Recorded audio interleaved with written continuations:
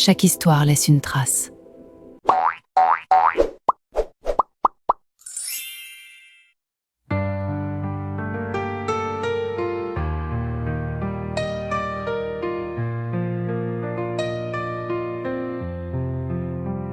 Soleil couchant, ciel en feu, un jour s'éteint, un autre naît, des pas hésitants, une route incertaine, un chemin semé d'épreuves, de pleurs et de peine, un cœur qui bat fort, un souffle étouffé, une ombre qui s'allonge, la vérité cachée.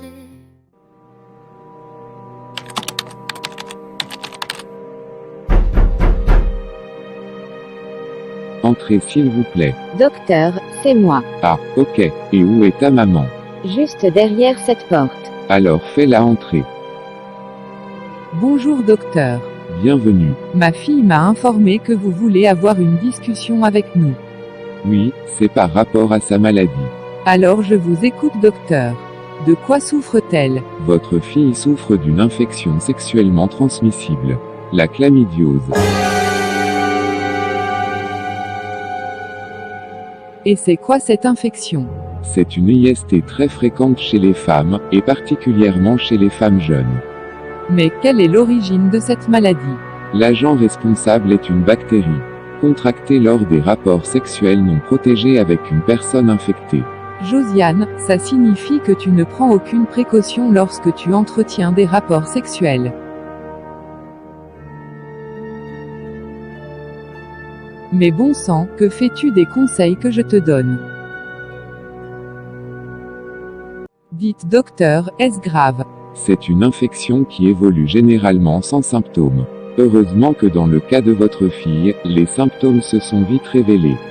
Ce qui facilite la prise en charge et limitant par la même occasion de nombreuses conséquences. Et quelles sont ces conséquences? En effet, mal traitée, cette infection engendre de nombreuses conséquences telles que la stérilité, les grossesses extra-utérines, et bien d'autres. Docteur, j'ai très peur là. Arrête. Maintenant tu as peur. Tu aurais dû y penser lorsque tu écartais les cuisses sans te protéger. Qui sait, peut-être que tu es aussi enceinte. Mais maman. La ferme. Pas de panique, elle n'est pas enceinte, et heureusement que c'est l'une des IST qui se soigne. Donc, soyez rassurés. D'ailleurs, son traitement est déjà en place. Mais après la guérison, elle doit être plus prudente car les réinfections sont fréquentes. Merci docteur. C'est promis, je serai plus prudente à l'avenir. Très bien. Ah oui, j'oubliais une dernière chose. Puisqu'il s'agit d'une IST, il est important que tu fasses venir ton partenaire sexuel. C'est compris. Et s'ils sont plusieurs, n'hésite pas à les informer de ta maladie, et l'importance de se faire dépister pour éviter toute complication. D'accord docteur. Très bien, il faut tout faire pour les convaincre de venir. Car il faut stopper la chaîne de transmission au plus vite. Bonjour les amis. Aujourd'hui, nous allons continuer et achever le cours de la dernière fois qui portait sur le paludisme. Thomas, rappelle-nous la définition du paludisme. Le paludisme est une maladie causée par un parasite. Ce parasite attaque et détruit les globules rouges du sang. Très bien. Donnez le nom du vecteur responsable de la transmission de ce parasite. Toi, la fille à côté de Thomas. Comment t'appelles-tu? Es-tu nouvelle dans cette classe, car je ne t'ai jamais vue au cours? Je suis Tania, et je ne suis pas nouvelle. Ok Tania, alors réponds à la question. Ce parasite est transmis par les piqûres des mouches. Non, ce n'est pas la bonne réponse. Tu étais absente au dernier cours, n'est-ce pas? Et tu n'as même pas cherché à te mettre à jour avant d'arriver ici aujourd'hui. Luc corrige sa réponse. Ce vecteur est un moustique nommé Anophèle femelle. C'est en nous piquant qu'elle nous transmet le parasite responsable du paludisme. Parfait. Aujourd'hui, nous verrons les facteurs qui favorisent la survenue du paludisme, et surtout comment maîtriser ces facteurs pour éviter cette maladie.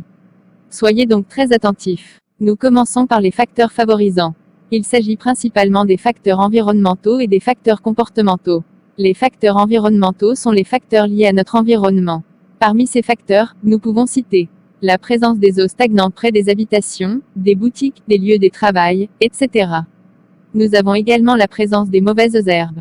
Aussi, les habitations proches des cours d'eau. Voilà quelques facteurs de l'environnement qui peuvent faciliter la survenue du paludisme. Parlant de facteurs comportementaux, il s'agit des facteurs liés à notre attitude. Car certaines attitudes que nous adoptons peuvent plutôt être bénéfiques aux moustiques. Car cela leur facilite la tâche pour nous piquer. Nous pouvons citer la non-utilisation de moustiquaires, la non-utilisation des insecticides, le lieu de sommeil, et parfois l'heure de sommeil. J'espère que vous m'avez bien compris. Si vous avez des questions, c'est le moment de les poser. Madame, comment l'heure et le lieu de sommeil favorisent la survenue du paludisme? J'aimerais aussi savoir comment les eaux stagnantes et les mauvaises herbes exposent au paludisme. Madame, est-ce que les facteurs comportementaux et environnementaux sont les seuls facteurs qui nous exposent au paludisme? Puisque la dernière fois, vous aviez parlé du système immunitaire des enfants qui était faible, ce qui rendait cette maladie plus grave pour eux.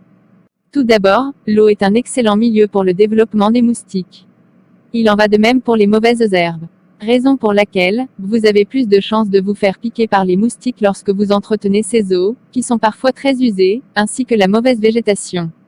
Pour ce qui est de l'heure ou le lieu de sommeil, il faut comprendre que les piqûres de moustiques se font le plus souvent la nuit, autour de 23 heures. Ainsi les personnes qui dorment dehors comme les travailleurs nocturnes, ou ceux qui rentrent tard sont exposés, surtout s'ils n'ont pas pris les mesures adéquates. Nous reviendrons sur ces mesures tout à l'heure. En ce qui concerne les facteurs de risque, il est important de savoir que les facteurs environnementaux et comportementaux ne sont pas les seuls facteurs qui nous exposent au paludisme. Nous avons aussi les facteurs propres à l'organisme tels que la faiblesse du système immunitaire chez les enfants, ou encore la malnutrition. Cela nous permet aussi de classer certaines personnes dites à risque comme les femmes enceintes, les enfants et les personnes âgées. C'est très bien dit avoir pensé Thomas, mais pour le moment, nous ne nous y attarderons pas. Mais j'espère au moins que vous avez compris. Y a-t-il d'autres questions? Si oui, n'hésitez pas. Merci madame. Bien. Maintenant nous allons voir comment maîtriser les facteurs favorisants que nous venons de voir pour lutter contre cette maladie. Il s'agit en fait des mesures de prévention. Allez-y, en vous servant de ce que nous venons de voir, dites-nous comment nous pouvons agir pour lutter contre le paludisme. Je vous écoute. Nous pouvons utiliser les insecticides pour pulvériser les alentours des maisons, boutiques ou autres. Cela permettra de détruire les moustiques. Il faut se débarrasser des eaux stagnantes et des mauvaises herbes. Il faut dormir sous une moustiquaire. Pour ceux qui rentrent tard ou qui dorment dehors, portez des vêtements longs qui couvrent presque tout le corps. C'est très bien, je vous félicite. J'espère que vous saurez mettre toutes ces actions en pratique dans vos différentes habitations. Sans problème madame. Parfait, à la prochaine.